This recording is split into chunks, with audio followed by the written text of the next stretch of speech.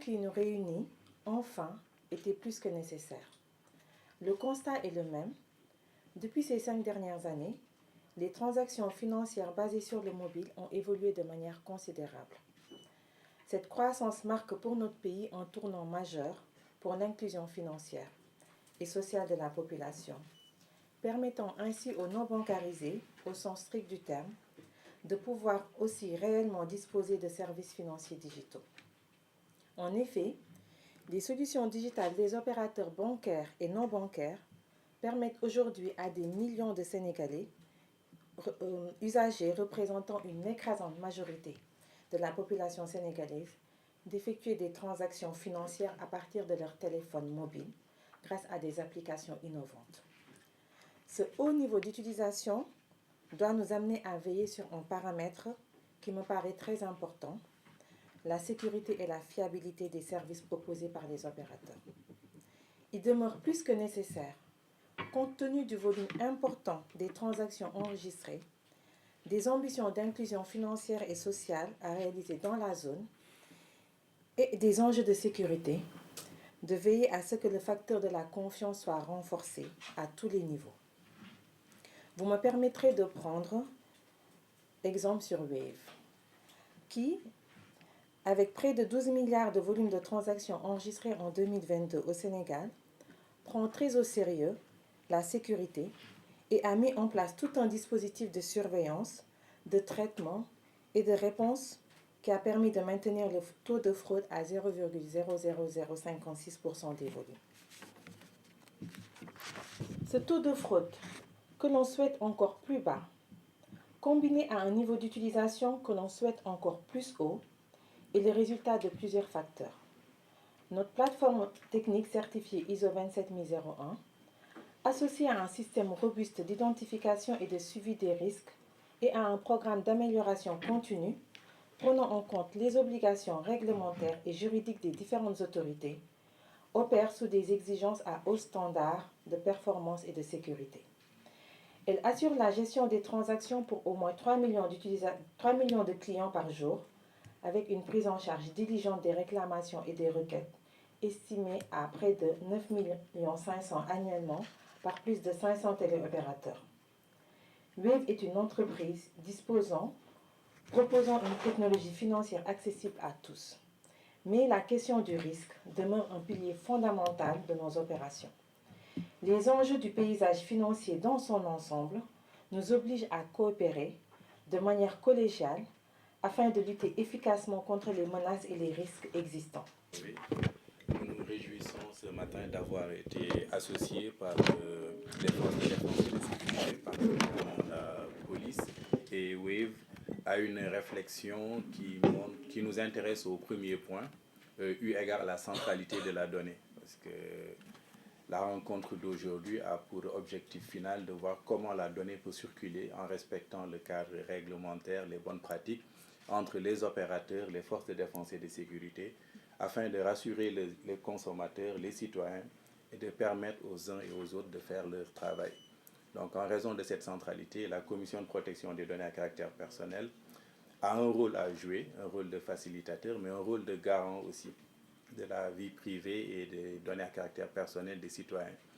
Et c'est pour cela que, au nom de Madame la Présidente Awa Ndiaye Ampéché, que je représente pour cette cérémonie d'ouverture, la CDP nourrit un certain nombre d'attentes pour fructifier une collaboration qui a commencé avec chaque composante ici présente. Les opérateurs, nous les connaissons très bien, nous collaborons avec les opérateurs, la CENTIF, les forces de défense et de sécurité, la gendarmerie, la police nationale et la justice aussi. Donc nos attentes vont consister à recueillir les besoins des uns et des autres et à voir comment le cadre réglementaire peut bénéficier aussi du retour d'expérience pour évoluer. Parce que c'est un cadre qui mérite d'évoluer afin de prendre en compte les différentes contraintes. Nos unités d'enquête sont confrontées à d'énormes affaires multiples, complexes et variées, aussi bien au niveau de la police nationale qu'au niveau de la gendarmerie. Donc il était nécessaire pour que nous puissions nous asseoir et interagir discuter sur tout ce que nous avons vécu jusque-là et partager les bonnes expériences. Je crois que c'est l'objet fondamental de cet atelier. La thématique centrale, c'est quoi? C'est l'inclusion financière. Au-delà de Wave, tous les autres acteurs, n'est-ce pas, se dirigent vers cette inclusion financière. Cela veut dire quoi? Que l'écrasante majorité de nos concitoyens ne doivent pas être exclus du système financier national. Donc c'est dans cette optique que les OTA que vous êtes venus pour, n'est-ce pas, inclure nos parents des villages les plus reculés. Mais dans cette, stratégie, vous avez aussi les réseaux de délinquants et de criminels qui sont à l'affût. Ce sont, nous, nos sujets de travail. Si on ne les protège pas, donc cette inclusion financière que nous recherchons tous va prendre un sacré coup. Mais nos citoyens également, pour accéder à vos plateformes, ils doivent s'identifier. Et c'est en cela que la CDP est là parmi nous, une présence pertinente, parce qu'il ne faut pas aussi exposer nos citoyens. Il faut les protéger, il faut protéger leurs données. Et nous avons, dans nos enquêtes, malheureusement des cas où il y a, n'est-ce pas, des abus ou des fraudes sur ces données. Inclusion financière, j'ai dit, mais nous avons également des risques liés à cette inclusion financière si elle n'est pas surveillée, si elle n'est pas encadrée. Les réseaux criminels, les réseaux terroristes, les réseaux de trafiquants de toutes sortes. J'aperçois mon cadet, le commissaire Modifal, qui est le chef de la division des opérations de l'OCRTIS.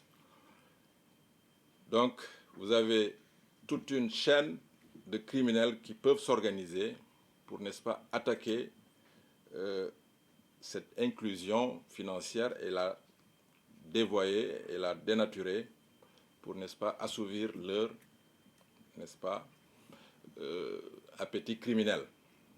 Donc c'est en cela également que la CENTIF devrait être parmi nous pour dire ce qu'il faut faire pour éviter que vos plateformes soient utilisées par les gens qui sont versés dans le blanchiment de capitaux et le financement du terrorisme.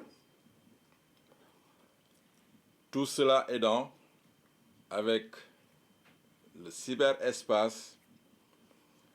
Ce qui se passe au Sénégal peut avoir des ramifications ailleurs. Tout cela doit être organisé de sorte que ceux qui sont tentés, n'est-ce pas, de commettre des crimes et délits ici au Sénégal vers l'extérieur ou de l'extérieur vers le Sénégal, que cela également puisse être identifié, détecté et traqué où qu'il se trouve.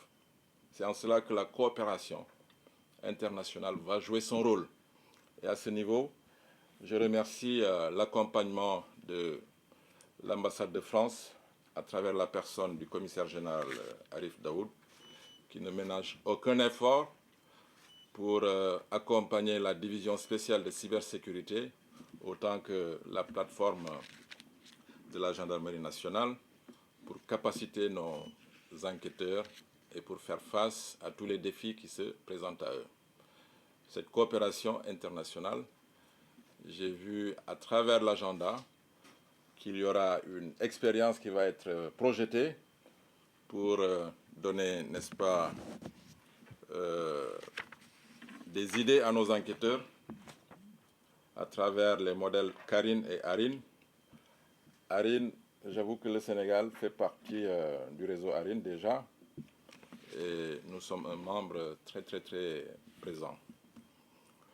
Donc toutes ces considérations font que notre atelier est pertinent, il est riche et je l'espère, les discussions et les travaux vont confirmer cela parce qu'il s'agit d'une thématique qui nous intéresse tous.